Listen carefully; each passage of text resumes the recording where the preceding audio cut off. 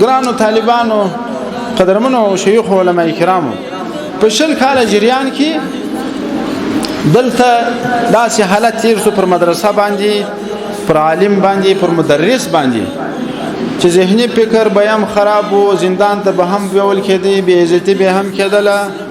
در تهدید به هم لاندې وو په شهادت به هم رسېدی قسم مشکلات علماء کرامو ته متوجه وو او طالبان خواران خو هغه خلک وای چې در چړې لاندې پراته وو چې د باندې به یو ظالم مجاهدینو ختم کی قتل وکړي د دې انتقام به د مدرسې د ګلانو څخه بیا به یو طالب وتی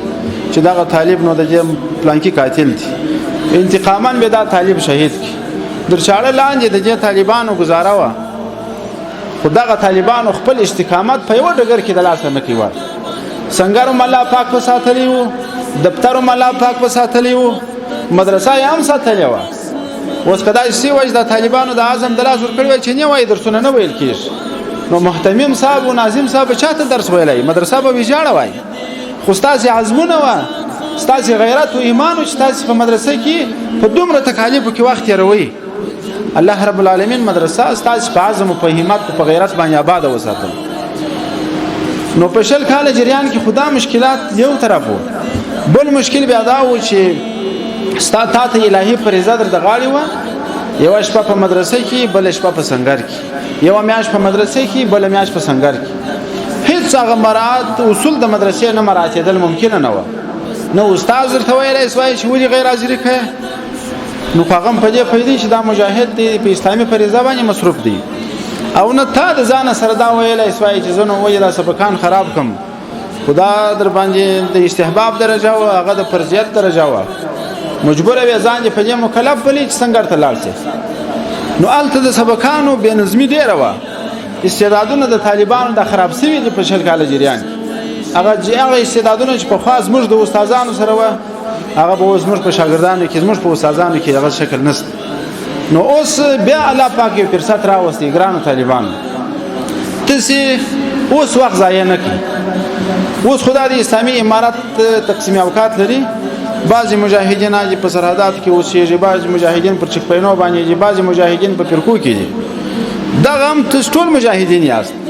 دا مجاهدین دا دلته په مدرسو کې نو دلته به وس ستاسو مصروفیت مکلفیت به مدای چې د مطالعه کوشش وکوي د تکرار کوشش وکوي بے ځای بنوځي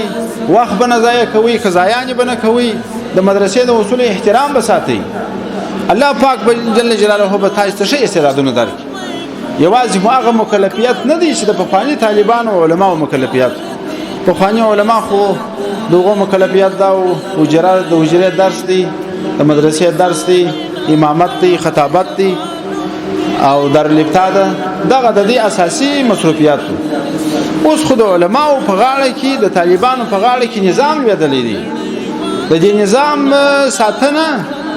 د اسلامي نظام سیاست ستاسو ذمہواری ویدلې ده كانت بنو اسرائيل تسوسهم الانبياء كلما هلك نبي خلفه نبي وانه لا نبي بعدي پیغمبر علی السلام وايي بني اسرائيل دا چې و چې یو نبی وفات سو بل به پر ځای راځي دا سیاست د مسلمانانو انبیاء مختوړي د الله پیغمبر وايي وای ما ورسته نبی نه بیان خلفا دي خلفای څوک دي دغه اسلامي امارت مشران دي او دغه علما دي نو چې دا سوله ستاسو د نظام سیاست په غاړه کې دي تاسو به کوشش کوئ ځان به ډېر هوښیاران پوهان جوړوي یوازې بدانه نشته د کاپیو پاشو شپېږي یا د مرزا جلال په عباراتو شپېږي او یا په قدوري شپېږي یا په هدايه شپېږي ته باید د الله د پیغمبر په جهادي سلسله ځان پوکې چې پیغمبر علی السلام څنګه گزاره د ولس سره و څنګه گزاره د دشمن سره و